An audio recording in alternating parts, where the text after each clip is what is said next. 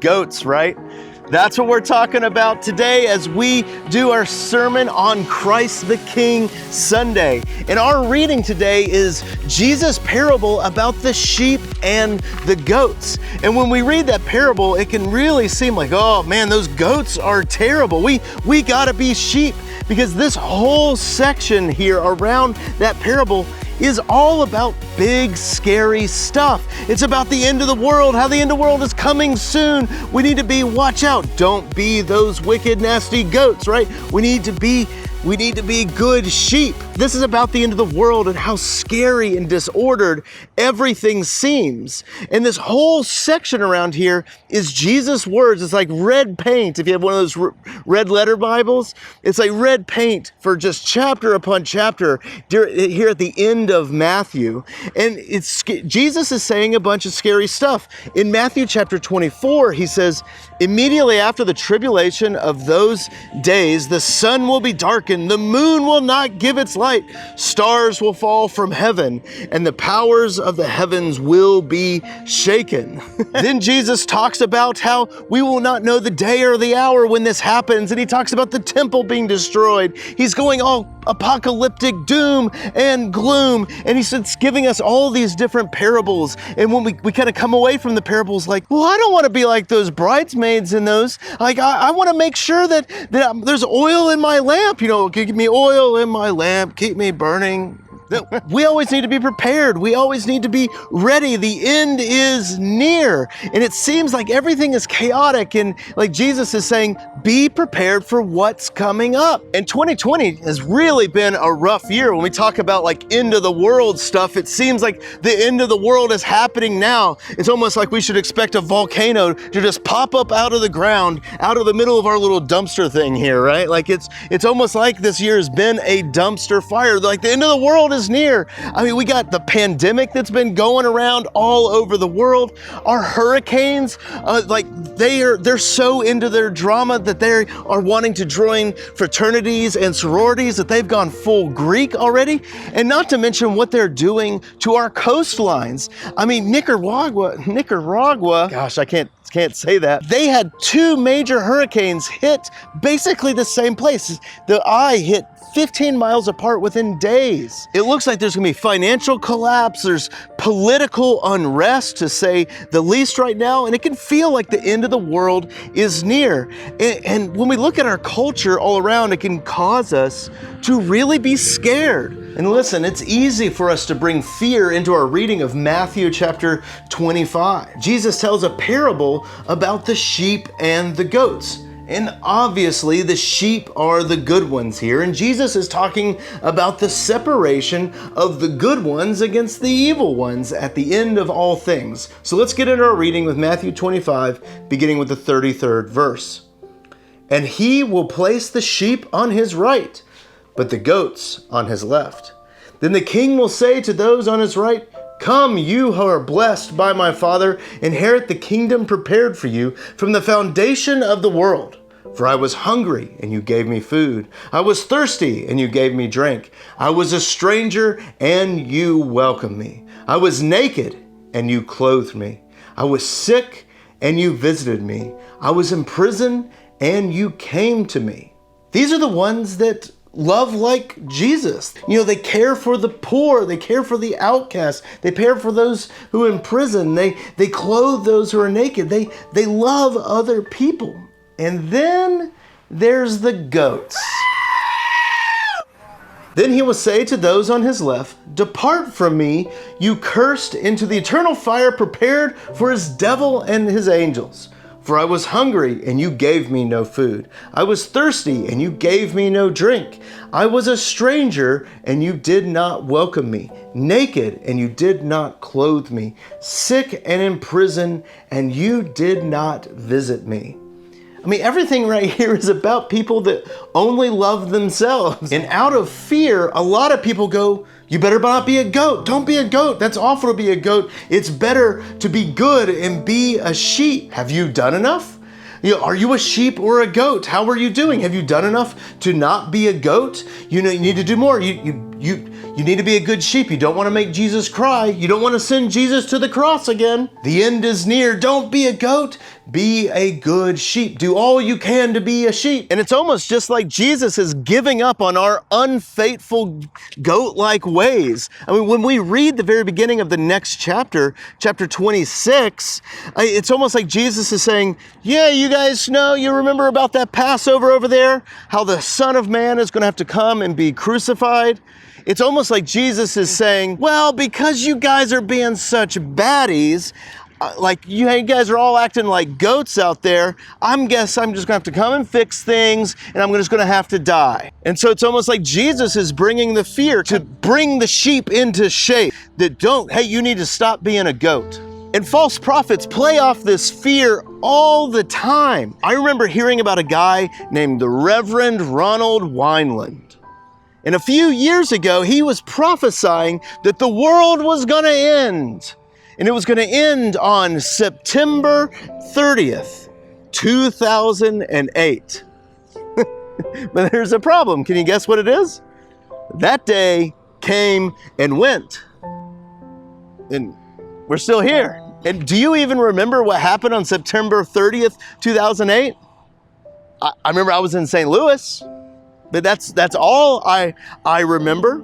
So when that day came and went, then he made another prophecy saying that the world was going to end and Jesus was going to come in might and destroy everything and return again on May 27th, 2012. But there's a problem again.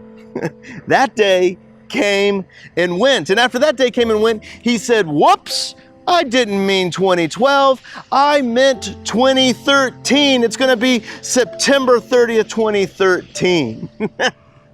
And we know what happened to that day, right? He just came and went. You see, good old Ronald here was looking at all the scary stuff in the world today, and he was saying to his message, you can find old messages of his on YouTube and things like that, and he was saying, like, you guys need to get your act together. You need to get it together. You need to be scared. You need to listen up, because Jesus is going to come and he's going to sweep you away. You better get your act together, because Jesus is going to return in power and might, and he's going to return because everything's out of control. You better shape up. And he would point out, like, look at how we treat our neighbors with complete contempt. You guys better shape up or Jesus is going to destroy you. But there's a little wrinkle in this story. You see, in 2012, after he failed on that one day in 2012, it turns out the good old Reverend Ronald Wineland was arrested for tax evasion.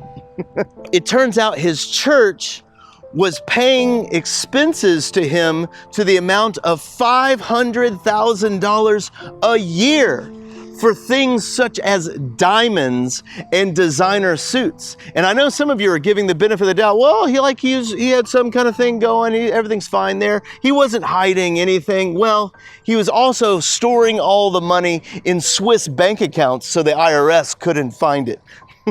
The point is that he was stoking fears to build himself up as a king. Basically, he's saying, listen to my message. Everything is out of control. You need to get your life in order, and I only have the answers, and I can give you the answers as long as you just call that number right now, and we'll give you a nice little prayer shawl as your reward. And it's so easy for us to play off these fears. Just we're worried and fearful that everything is out of control. I mean, after all, the pandemic, the pending financial collapse, are we going to take a vaccine, or is it going to come fast enough? What is going to happen? And we end up looking to saviors, to strong men, to people who tell us, do these things, everything will be all right. People like that good Reverend Ronald Wineland, right? And we want them to be our kings, people who tell us, do this and you will live. Bring order and control back to the chaos. But in the midst of all of this chaos, it's almost like Jesus is saying in this whole section of Matthew, these chapters around here that is covered in Jesus' red letters, that he's recognizing the chaos that is going on all around us, and then speaks this into that chaos. Verse 31 of 25. when the Son of Man comes in his glory and all the angels with him, then he will sit on his glorious throne. Before him will be gathered all the nations, and he will separate people one from another, as a shepherd separates the sheep from the goats. So what does he say? Does he say the world just look, it's all chaotic and it's just out of control? No. Jesus is ruling and reigning on his throne. He is God, King, creator of all of the creation, and he is reigning and ruling over the entire world. God's kingdom is as close as our breath. We don't need Ronald Weiland to come in to be king or anyone else who says that do these things and you will be all right. You just have to obey and be fearful. And then they use fear to gain control over us, to be king over us. We don't need those. Those are just false prophets, because those false prophets rule and reign using fear and control over you. And what type of king is Jesus? Does he reign with fear and that it's like, oh, I just don't want to upset you. I don't want to do any of that. No, we see that Jesus is with God, the creator of the universe, who his one desire is to redeem and recreate rather than to destroy and bring fear. Jesus is reigning over the creation, and he ends up talking about the cross. Look, just right here after our section, he says this, right at the beginning of chapter 26. When Jesus had finished saying all these things about the sheep and the goats and all the scary stuff, moon going away and the lights coming down and everything's like, I don't know. After Jesus had said all these things, he said this to his disciples, "As you know, the Passover is in 2 days, and the Son of Man will be handed over to be crucified." Now, did you catch that? Did you catch how he talked about the cross? What did he say? Or what did he not say? Notice he didn't say, you guys are being such baddies out there. I can't believe it. I guess I'm just going to have to come in there and fix things. Now I'm going to have to die on the cross. That's not the feeling there. That's not the feeling. Now, notice what he compares the cross to there. He compares it to Passover. What is Passover? What does Passover mean to God's people? It means it's that time where God saved his people, where God saved his people from slavery in Egypt. But it's not just about how he saved them, but how he ripped them from everything that held them down, how he ripped them from the midst of the hand of that hard-hearted Pharaoh, how he ripped them from that slavery, how he took them through the waters of the Red Sea. That sure does sound like baptism, right? Look it up in the old Lutheran liturgy. And he made those people his own. Now, did that mean that they never complained anymore? No, like the entire Old Testament, that's basically what it is God's people constantly complaining. I mean, they build an idol to a golden calf, saying that that's what freed them from slavery right away at Sinai, and they complained constantly. That is kind of the point of it.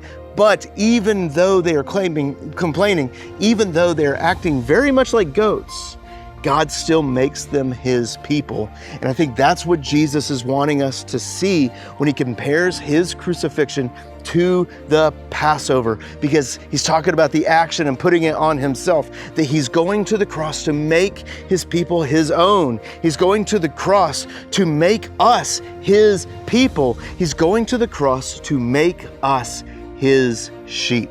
And you can see this happening in the story. I mean, look at Peter. Peter was the first pope, right? It doesn't get any more sheepy than the first pope.